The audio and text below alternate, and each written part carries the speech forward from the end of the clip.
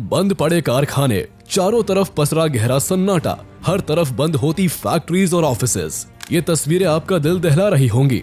आज भले ही आप अमेरिका को दुनिया के सबसे पावरफुल कंट्री के तौर पर देखते हो, लेकिन 1920 के दशक के अंतिम कुछ साल और चुप्पी बहाल करती 30s की तस्वीरें उस वक्त को बयां कर रही है जब अमेरिका अपने रोरिंग 20s को खामोश होते देख रहा था। इस वक्त अमेरिका में एक नए शब्द का जन्म हुआ, ग्रेट डिप्रेशन।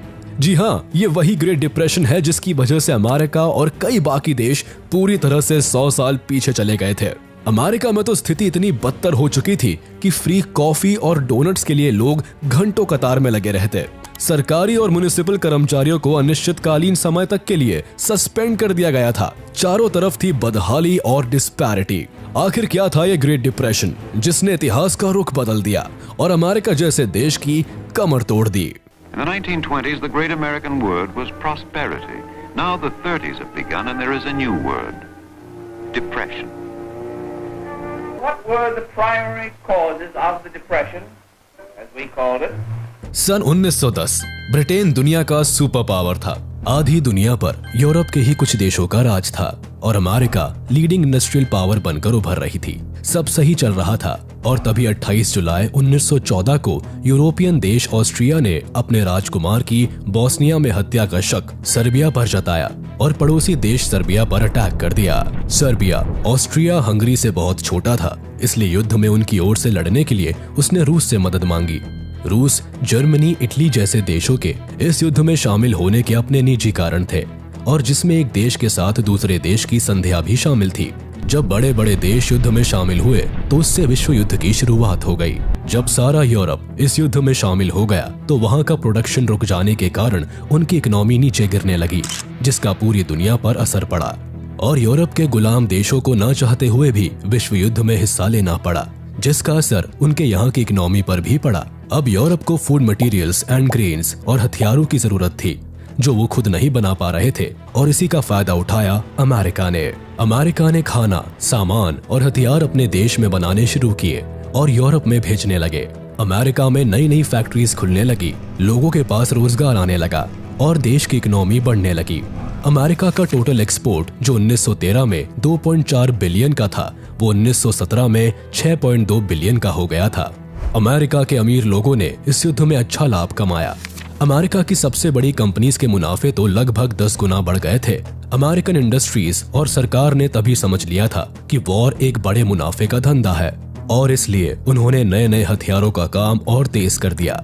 1918 में जब युद्ध खत्म हुआ तो पूरा यूरोप तबाह हो गया, मगर तब तक अमेरिका हर तरह से मजबूत हो चुका था और इसलिए उसने युद्ध में बर्बाद हुए देशों को लोन देना भी शुरू कर दिया और उनसे बदले में अपने पास सोना गिरवी रखने लगा। अमेरिका में अब सबके पास रोजगार था, वहाँ बड़ी बड़ी फैक्ट्रीज खुलने लगी, बड़े बड़े लोग वहाँ आकर इन्वेस्ट करने लगे। जब लोगों की जेब में पैसा आने लगा तो वो मार्केट से सामान खरीदने लगे और उसी वक्त अमेरिका ने नई कार, सड़कें, घर के सामान और उन सब को खरीदने के लिए लोन देने के लिए नए नए बैंक भी खुलने लगे। अमेरिका का विकास बड़ी तेजी से हो रहा था, हर सेक्टर में क्रांति आ गई थी और इसलिए ही 1920 को मॉडर्न एरा की शुरुआत भी कहते हैं।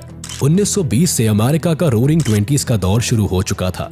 लोगों की जेब में पैसा आ गया था तो वो नए नए सामान खरीदने लगे और जिससे मार्केट में चीजों की मांग बढ़ने लगी। जब कंपनीज बड़ी होने लगी तो उनके शेयर्स भी बढ़ने लगे और लोग स्टॉक मार्केट में भी इन्वेस्ट करने लगे। इसी वक्त में महिलाओं को वोट देने का अधिकार मिला। लोगों के जीवन में ऑटोमोबाइल, टेलीफोन, फिल्म, रेडियो और इलेक्ट्रिक प्रोडक्ट्स का बहुत ज्यादा इस्तेमाल होने लगा। लोगों को सामान खरीदने और स्टॉक मार्केट में पैसा लगाने के लिए बैंक लोन देने लगे और जल्दी ही बैंक्स की संख्या भी बढ़ गई। 1929 आते आते अमेरिका में 17,583 स्टेट बैंक और 8,150 नेशनल बैंक खुल चुके थे और आज जो EMI सिस्टम है वो भी अमेरिका में उन्हीं दिनों शुरू हुआ था। साल 1923 में अमेरिका का शेयर मार्केट चढ़ना शुरू हुआ और चढ़ता ही चला गया। स्टॉक मार्केट हर साल पैसा डबल कर रहा था और इसलिए लोग ज्यादा से ज्यादा अपना पैसा उसमें लगाने लगे। लोग अपना घर गिरवी रखकर या बैंक और स्टॉक ब्रोकर से लोन लेकर भी उसमें पैसा लगाने लगे। सब सही चल रहा था, मगर 24 अक्टूबर 1929 को एक ही दिन में मार्केट में से लगभग 5 अरब डॉलर्स का सफाया हो गया, जिसका कारण था ओवर प्रोडक्शन। नाउ बाजार में चीजें ज्यादा थी और बायर्स कम, इसका सीधा असर इन प्रोडक्शन कंपनीज के स्टॉक्स के बेनिफिट्स पर पड़ा। कंपनीज अब घाटे का रुख कर रही थी। अगले दिन भी मार्केट में गिरावट जारी रही और 29 अक्टूबर 1929 को न्यूयॉर्क स्टॉक एक्सचेंज में लगभग 14 अरब डॉलर्स का नुकसान हो गया। आंकड़ों के हिसाब से देखा जाए तो ठीक 93 साल पहले यानी 29 अक्टूबर 1929 के दिन इस ग्रेट डिप्रेशन का जन्म हुआ, जब अमेरिकी शेयर मार्केट में एक साथ करीब 1 करोड़ 60 लाख शेयर्स अचानक बिक गए। अब अमेरिका में बदहाली आने लगी। ग्रेट डिप्रेशन वर्ड का इस्तेमाल आम हुआ। सबके अंदेशे यही थे कि स्टॉक मार्केट के अंधाधुंध दौड़ में मंदी के चलते अमेरिका बर्बाद होने के कगार पर आ गया। लेकिन सच्चाई तो कुछ और ही थी। 8 मार्च 1929 को पॉल वॉरबर्ग, जो पहले विश्व युद्ध के दौरान अमेरिका के सेंट्रल बैंक फेडरल रिजर्व के वाइस चेयरमैन थे, उन्होंने प्रेसिडेंट को बताया कि अमेरिकी शेयर मार्केट अब एक सट्टा बाजार बनता जा रहा है और इसके खतरनाक रिजल्ट्स हो सकते हैं। स्टॉक ब्रोकर्स बिना नियम कानून के किसी एक शेयर में ज्यादा पैसा लगाकर उसकी कीमत बढ़ा देते हैं और फिर अचानक सारे शेयर्स बेचकर उसकी कीमत गिरा देते हैं। इससे स्टॉक ब्रोकर्स को तो डबल फायदा हो रहा है और जनता को डबल नुकसान। मगर देन प्रेसिडेंट ने इस पर कोई ध्यान नहीं दिया। कुछ दिन बीते और फेडरल रिजर्व को भी ये बात समझ आई तो उसने भी सरकार को ये बात बताई। अब जब फेडरल रिजर्व बैंक ने ये बात कही तो लोग डर गए और अपने अपने शेयर्स बेचने लगे, जिससे शेयर मार्केट गिरने लगा। मगर तभी अमेरिकन नेशनल बैंक ने मार्केट में एक साथ $25 मिलियन का इन्वेस्टमेंट किया, जिससे मार्केट ऊपर जाने लगा और लोगों ने फिर से शेयर्स खरीदने शुरू कर दिए। आम लोगों को और सरकार को अभी तक भी ये समझ नहीं आ रहा था कि ये सब स्टॉक ब्रोकर्स और बैंक्स की मिलीभगत है और वो अपने हिसाब से मार्केट को चला रहे हैं। इधर जून 1929 आते आते लोगों की कमाई रुक सी गई और इसी वक्त बैंक्स ने लोन इंटरेस्ट रेट भी बढ़ाकर 4% से 6% कर दी। इसका असर ये हुआ कि लोगों ने लोन लेना कम कर दिया और इससे उनकी बाइंग कैपेसिटी भी कम हो गई।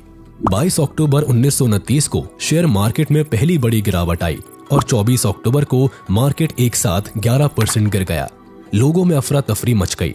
सब लोग अपने शेयर्स बेचने के लिए वॉल स्ट्रीट पहुंच गए और वहां बहुत बड़ी भीड़ जमा हो गई। थोड़े दिन बाद जब बहुत सारे बैंक्स और बड़े बिजनेसेस के निवेश से शेयर मार्केट थोड़ा ऊपर उठा, तब भी लोगों ने शेयर्स बेचना जारी रखा क्योंकि अब उनका विश्वास उठ चुका था।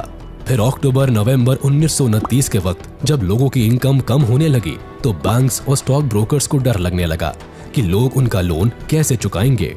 इसलिए उन्होंने लोगों पर जल्दी से जल्दी लोन लौटाने का दबाव बनाना शुरू किया। कुछ लोग तो अपने शेयर्स बेचकर ये कर पा रहे थे, पर ज्यादातर लोग शेयर मार्केट में घाटे का सौदा ही कर रहे थे और इसलिए वो लोन नहीं चुका पाए। धीरे धीरे जब बैंक्स को उनका पैसा वापस नहीं मिला तो वो घाटे में जाने लगे और दिवालिया हो गए। ये देखकर जिन लोगों ने बैंक में पैसे जमा करवाए थे वो बैंक से अपने पैसे निकालने लगे, पर जब बैंक के पास पैसे थे ही नहीं तो वो देते क्या। अब लोन देने वाले लेने वालों के साथ साथ वो लोग भी बर्बाद हो गए जिन्होंने बैंक्स में अपने पैसे जमा करवा रखे थे। अमेरिका में अब ज्यादातर लोगों के पास पैसा था ही नहीं। अब जब लोगों के पास पैसा नहीं रहा तो वो कुछ भी खरीदने की हालत में नहीं थे और इसी का असर किसानों पर भी पड़ा। जब पहला विश्व युद्ध चल रहा था तो यूरोपियन कंट्रीज को अनाज की जरूरत थी। ऐसे वक्त पर अमेरिका के किसानों ने अपने प्रोडक्शन को बढ़ाने के लिए कई तरह के कदम उठाए, जैसे नई नई मशीनें लेना, जमीनें खरीदना और जमीनें किराए पर लेना। In this course of action किसानों को खूब मुनाफा भी हुआ और वो अमीर भी हुए।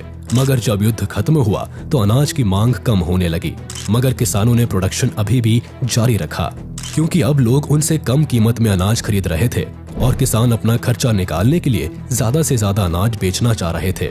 1929 आते आते जब लोगों की जेब में पैसा खत्म होने लगा तो फिर किसान कैसे बच सकते थे और इसलिए वो भी अब सड़कों पर आ गए। एक तरफ प्रोडक्शन बढ़ रहा था और दूसरी तरफ बेरोजगारी में भी उतनी ही तेजी से बढ़ोतरी हो रही थी। बेरोजगारी बढ़ने से लोगों, विशेषकर मजदूरों की कमाई में बहुत कमी आ गई। कारखानों में मजदूरों की छटनी शुरू हो गई और तैयार माल को कीमत कम करके बेचने की कोशिश होने लगी, जिससे इकोनॉमिक क्राइसिस की स्पीड और तेज हो गई। अमेरिका ने जब ये देखा तो अपने किसानों और बिजनेस को बचाने के लिए बाहर से आने वाले सामान पर इंपोर्ट ड्यूटी लगा दी, जिससे कि अमेरिका में बना सामान ज्यादा बिक सके। मगर अमेरिका के साथ साथ दूसरे देश भी अपनी इकोनॉमी सही करना चाहते थे और युद्ध के बाद सभी देश आत्मनिर्भर बनकर खुद को इस युद्ध में हुई बर्बादी से उभारने की कोशिश कर रहे थे। अमेरिका को देखते हुए दूसरे देशों ने भी बाहरी देशों से आने वाले माल पर हायर टैक्स लगाए एंड विदेशों से आने वाले सामान की मात्रा तय कर दी। हर जगह विदेशी चीजों की जगह स्वदेशी चीजों के इस्तेमाल करने पर जोर दिया जाने लगा। इमिग्रेशन कंट्रोल से संबंधित नए नए कानून लागू कर दिए गए। अब इसका असर ये हुआ कि इंटरनेशनल बिजनेस पहले की तुलना में काफी कम हो गया। अब इसका भी सबसे ज्यादा असर उन देशों पर पड़ा जो युद्ध में बर्बाद हो गए थे और अभी लोन लौटाने की तैयारी कर रहे थे। उन्हें इंटरनेशनल बिजनेस की बहुत ज्यादा जरूरत थी और वही ठप पड़ चुका था। साथ ही जब अमेरिका की हालत बिगड़ने लगी तो वो अपने कर्जदार देशों से अपना पैसा वापस मांगने लगे, पर जिनके पास खाने को पैसा नहीं था वो लोन कहां से चुकाते। जब युद्ध के समय अमेरिका ने इन देशों को लोन दिया था तो लोन के बदले में उन देशों से सोना लिया था और अपने पास रख लिया था। ज्यादातर युद्ध में शामिल देशों को लोन देने के कारण धीरे धीरे विश्व का 60% सोना अमेरिका में जमा हो गया। इससे दुनिया में सोने की कमी हो गई और अलग अलग जगह पर सोने के सिक्कों की कीमत बढ़ जाने से उन देशों की करेंसी टूट गई। जब अमेरिका को उसका लोन वापस नहीं मिला तो अमेरिका की हालत और खराब हो गई और साथ ही यूरोपियन देशों की भी हालत बिगड़ने लगी, क्योंकि अब ना उनके पास कोई लोन देने वाला था, ना ही उनके यहाँ वर्ल्ड वॉर की बर्बादी के बाद कुछ प्रोडक्शन शुरू हुआ था। अब जब अमेरिका की खराब हालत का असर युद्धग्रस्त यूरोपियन कंट्रीज पर हुआ तो इसका असर पूरी दुनिया पर भी होने लगा, क्योंकि उस वक्त आधी से ज्यादा दुनिया पर यूरोप के कुछ देशों का ही राज था। यूरोप से लेकर अफ्रीका और एशिया से लेकर ऑस्ट्रेलिया की इकोनॉमी पर बहुत तरह के प्रभाव देखने को मिले। इकोनॉमिक क्राइसिस का पहला शिकार ऑस्ट्रिया हुआ। 11 मई 1931 को लोगों को पता चला कि ऑस्ट्रिया का सबसे बड़ा गैर सरकारी बैंक क्रेडिट एनस्टॉल्ट का दिवाला निकलने वाला है। इसका असर ये हुआ कि पूरे यूरोपीय देश घबरा गए और वो ये मानने लगे कि इन राज्यों से अब लोन की वापसी की आशा करना बेकार है। इससे जर्मनी ज्यादा प्रभावित हुआ, क्योंकि वहाँ बैंक कारोबार पहले ही खराब दौर से गुजर रहा था। उस वक्त ऑस्ट्रिया की सरकार ने लोगों को सांत्वना देने के लिए एक नोटिस निकालकर यहाँ तक कह दिया कि बैंक की सभी फॉरेन ऑब्लिगेशंस की जिम्मेदारी वो अपने ऊपर लेती है। लेकिन इकोनॉमिक क्राइसिस इतना बढ़ चुका था कि सरकार के आश्वासन के बाद भी स्थिति में सुधार नहीं हो पाया। जर्मनी में तो लोगों में इतना डर बैठ गया था कि केवल 3 सप्ताह में फॉरेन कैपिटलिस्ट ने जर्मन बैंक से 5 करोड़ पाउंड्स का अपना जमा लोन वापस निकाल लिया। इसका असर जर्मन बिजनेसमैन पर भी पड़ा और वे भी अपने देश की सबसे बड़े फाइनेंशियल इंस्टीट्यूशन डार्मस्टेर और नेशनल बैंक डार्मस्टैट से किसी न किसी बहाने से बड़ी तादाद में अपना जमा पैसा निकालने लगे। जब हालत ज्यादा बिगड़ने लगी तो बैंक को ही बंद कर देना पड़ा। इसके बाद सरकार ने स्थिति को देखते हुए रीच बैंक के अलावा दूसरे सभी बैंक्स को अनिश्चित वक्त के लिए बंद कर दिया। बैंक्स के बंद होते ही मंदी और ज्यादा बढ़ गई, लोगों की हालत और ज्यादा खराब होने लगी और इसका सबसे ज्यादा असर हुआ मिडिल क्लास लोगों पर। महामंदी की वजह से जर्मनी में सबसे ज्यादा बेरोजगारी बढ़ी। 1929 में जर्मनी के लगभग 60 लाख लोगों की नौकरी चली गई। इस महामंदी का असर जर्मनी की पॉलिटिक्स पर भी पड़ा, जिसके चलते जर्मनी के सत्ताधारी लोगों की इमेज खराब हुई। तो नाजी पार्टी के नेता अडोल्फ हिटलर ने इसका फायदा उठाया और खुद को गवर्नमेंट घोषित कर दिया। जर्मनी में आई इकोनॉमिक क्राइसिस के कारण ही नाजिज्म ने जर्मनी पर अपना शासन जमा लिया था। ऑस्ट्रिया और जर्मनी में बैंक्स के फेल हो जाने का प्रभाव ब्रिटेन पर भी पड़ा और वहां भी लोग बैंक ऑफ इंग्लैंड से अपना पैसा निकालने लगे, क्योंकि लोगों को अब बैंक्स में विश्वास नहीं रहा था। जब जुलाई 1931 में बैंक ऑफ इंग्लैंड की स्थिति डामाडोल होने लगी तो तब अगस्त में उसने अमेरिका और फ्रांसीसी बैंक से 5 करोड़ पाउंड्स का लोन लेकर खुद को बचाए रखा, मगर इससे भी ज्यादा कुछ फर्क नहीं पड़ा। लोगों का विश्वास उठ चुका था और इसलिए वो लगातार अपना पैसा बैंक ऑफ इंग्लैंड से निकालते ही रहे। इस इकोनॉमिक क्राइसिस का मुकाबला करने के लिए प्रधानमंत्री मैकडोनाल्ड ने इस्तीफा दे दिया और ऑपोजिशन पार्टीज को अपने साथ लेकर एक नेशनल गवर्नमेंट बनाई। लेकिन लोगों का भरोसा वापस नहीं आया और केवल 18 सितंबर 1931 के दिन 1 करोड़ 80 लाख पाउंड्स बैंक से वापस ले लिया गया। परेशान होकर जब ब्रिटिश सरकार ने अपनी करेंसी की वैल्यू गोल्ड स्टैंडर्ड्स के अनुसार मानने से मना किया तो पाउंड्स की वैल्यू 1/4 कम हो गई। इससे इंग्लैंड को तो फायदा हुआ, लेकिन दूसरे यूरोपीय देशों पर यह उल्टा पड़ गया। वहां कीमतों में पहले ही गिरावट चल रही थी, इसके बाद अब और ज्यादा गिरावट आ गई। यूरोप के ज्यादातर स्टॉक एक्सचेंज बंद हो गए और कई और देशों ने भी गोल्ड स्टैंडर्ड को खत्म कर दिया। सिर्फ अमेरिका, फ्रांस, इटली जैसे कुछ देशों ने ही गोल्ड स्टैंडर्ड को बनाए रखा। अब यूरोप में पैसों की कमी के कारण फैक्ट्रीज और कारखाने बंद होने लगे। लोग बेरोजगार हो गए। लोगों ने अपना पेट भरने के लिए जमीन, घर और गाड़ियां बेचना शुरू कर दिया। अमेरिका में तो लोग सब कुछ बेचकर अपनी कार्स में रहने लगे और जिनके पास कार नहीं थी वो झोपड़ियां बनाकर गुजारा करने लगे। अमेरिका में जगह जगह पर ऐसी झोपड़ियां दिखने लगी और जिनको लोग हूवर विले कहते थे, क्योंकि उनका मानना था कि ये सब जो देश में हो रहा है और उनकी हालत खराब हुई है, उसके जिम्मेदार प्रेसिडेंट हर्बर्ट हूवर ही है। अमेरिका की ज्यादातर जनता जब सड़कों पर आ चुकी थी, लोगों के पास रहने और खाने तक की सुविधा नहीं थी। खाने की कमी के कारण उन्हें कई संस्थानों और सरकार के द्वारा दिए जाने वाले फ्री सूप और ब्रेड पर अपना गुजारा करना पड़ता था। इसी वक्त 1931 में अमेरिका के बहुत सारे राज्यों में कई बार रेत के तूफान भी आए, जिससे खेती लायक जमीन पर रेत जमा हो गई और थोड़ी बहुत जो खेती होती थी वो भी बंद हो गई। लोगों को रोजी रोटी के लिए भी दर दर भटकना पड़ा और कई लोगों को अपने गांव घर छोड़कर दूसरी जगहों पर जाना पड़ा। अमेरिका में मैन्युफैक्चरिंग में 45% और कंस्ट्रक्शन में 80% तक की भारी गिरावट आ गई, जिसके कारण इकोनॉमी पूरी तरह से हिल गई और अमेरिका में 1/4 लोगों को नौकरी से निकाल दिया गया। साल 1933 तक पूरे अमेरिका में बेरोजगारी की दर 25% से भी ज्यादा हो गई थी। रोरिंग 20s के दौर में अमेरिका के बैंक्स ने लोगों को बेहिसाब लोन दिया था। फिर ग्रेट डिप्रेशन के दौरान बैंक्स ने लोन वसूलने की कोशिश की, मगर लोग लोन चुकाने की हालत में नहीं थे और इसलिए 11,000 से भी ज्यादा बैंक्स को दिवालिया घोषित करना पड़ा। यह महामंदी का असर 10 सालों तक रहा और जिसके कारण पूरी दुनिया में गरीबी और भुखमरी एक अलग स्तर पर पहुंच गई। यानी 1932 और 33 तक दुनिया में महामंदी ने कहर ढा दिया था। ग्रेट डिप्रेशन अपने जोरों पर थी, सभी देश उससे उभरने की कोशिश भी कर रहे थे और मगर अमेरिका की हालत सबसे ज्यादा खराब थी। जब 1933 में सब लोग मंदी से परेशान थे तो लोगों ने सरकारों के खिलाफ आंदोलन करने शुरू किए।